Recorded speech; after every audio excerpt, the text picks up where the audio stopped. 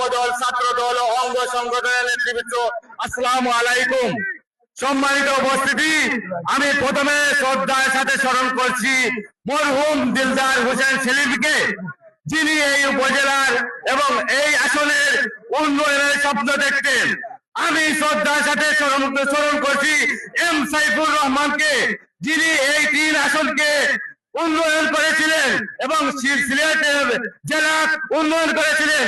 সম্মানিত উপস্থিতি, এখন আমরা পেয়েছি সেই এম সাইফুর রহমানের হাতে গড়া মানুষ আরিফুল হক চৌধুরী। 33 বছর এম সাইফুর রহমানের সাথে ছিলেন, উনি আমাদের কাছে এসেছেন, তাই উনিও উন্নয়ন করবেন।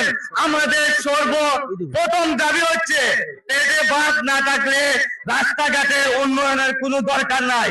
আপনারা কি সনাতন পদ্ধতিতে এই কোয়ারি সচল চান? ইনশাআল্লাহ আরিফুল হক চৌধুরী আমাদেরকে বাদাম বিক্রি করতে দেবেন না। সনাতন পদ্ধতিতে আমাদের এই পাথর কোয়ারি ইনশাআল্লাহ খুলে দেবেন। সবাইকে সুস্থতা কামনা করে বিদায় নিচ্ছি। আসসালামু আলাইকুম। দেখা হবে রাজপথে, কথা হবে স্লোগানে। এ পর্যায়ে আপনাদের সম্মুখে বক্তব্য